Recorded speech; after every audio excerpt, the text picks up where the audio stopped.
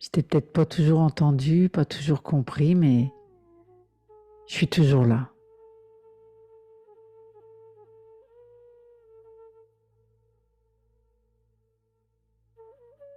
Vous allez lui dire,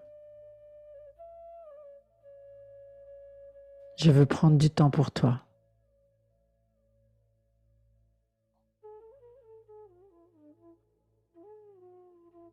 Je suis content de te connaître.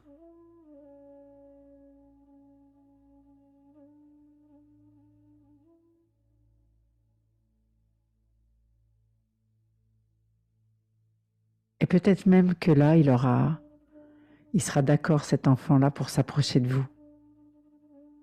Et je vous invite à ouvrir vos bras et à l'accueillir dans vos bras.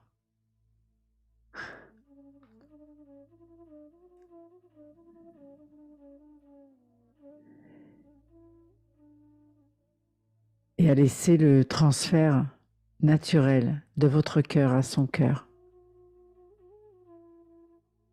d'un flux d'amour, de chaleur. C'est ça.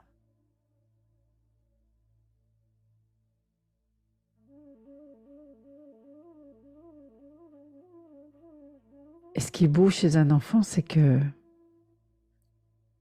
un enfant, ça n'a pas de rancune. Si vous lui donnez là, avec sincérité, avec générosité, avec authenticité,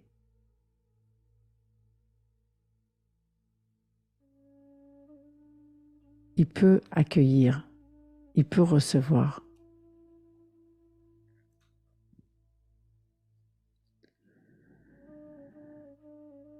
Et vous pourrez même dans l'avenir faire des pactes avec lui.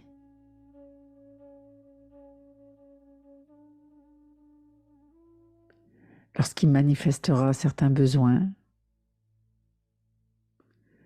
vous ferez des ententes avec lui pour répondre à ses besoins.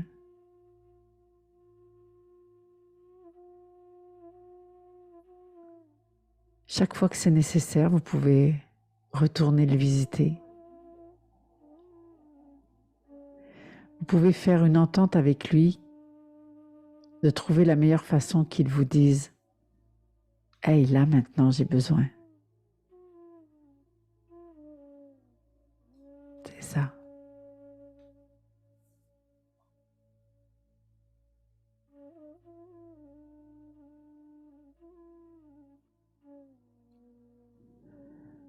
Et vous pouvez le laisser s'en aller jouer maintenant. Et juste revenir ici.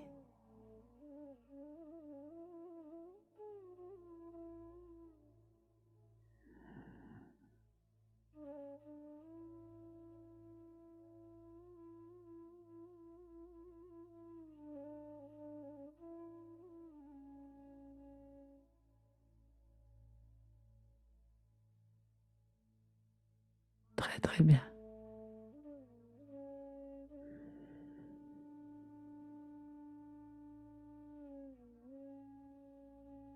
Alors vous pouvez comme ça trouver plein de façons de prendre soin de cet enfant intérieur. Vous pouvez lui écrire une lettre aussi. Et puis, à un moment donné, aller le rencontrer. Puis lui lire la lettre.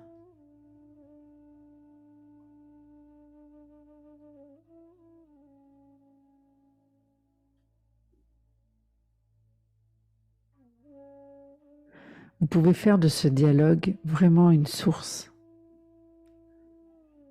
de joie, une source de réconfort.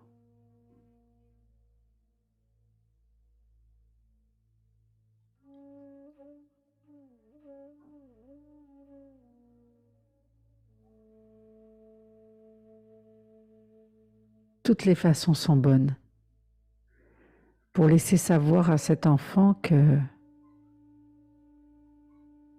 il n'a pas à remettre en question qui il est, qui elle est.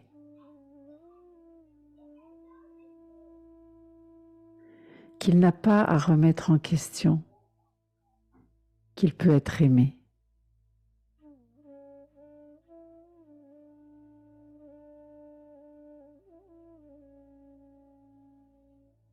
Qu'il n'a pas à remettre en question sa place, qu'il n'a pas à remettre en question son droit de respirer.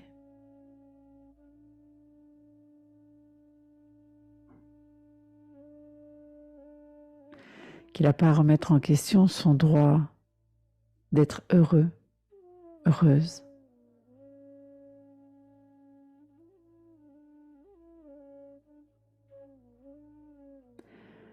Tout ce qui lui manque comme information, vous pouvez lui transmettre.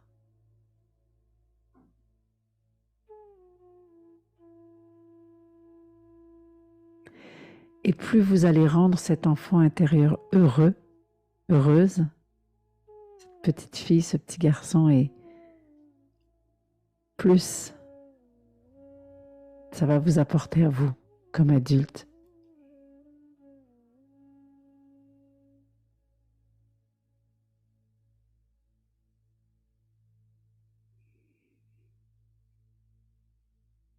Alors vous pouvez laisser toutes ces petites graines-là se semer à l'intérieur de vous. Et une petite partie de vous peut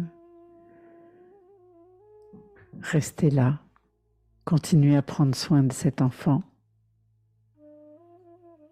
Vous pouvez même décider avant de vous coucher le soir que vous demandez à prendre soin de lui pendant votre sommeil, par exemple.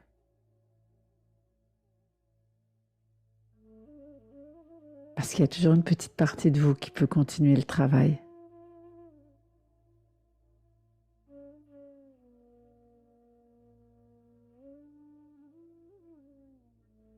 Pendant que la plus grande partie de vous va revenir ici et maintenant.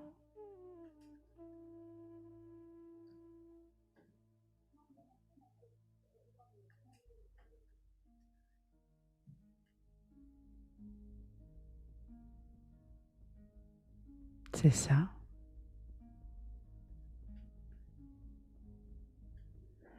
Prenez le temps de revenir.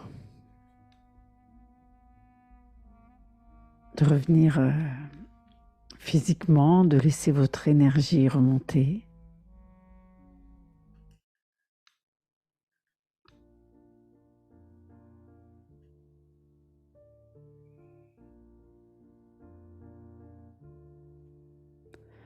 De laisser toute votre énergie revenir, reprendre toute sa place dans votre corps physique.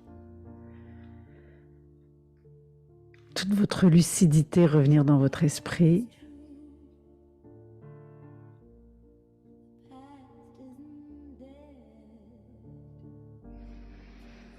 Peut-être vous aurez envie de bâiller, vous aurez envie de vous hydrater.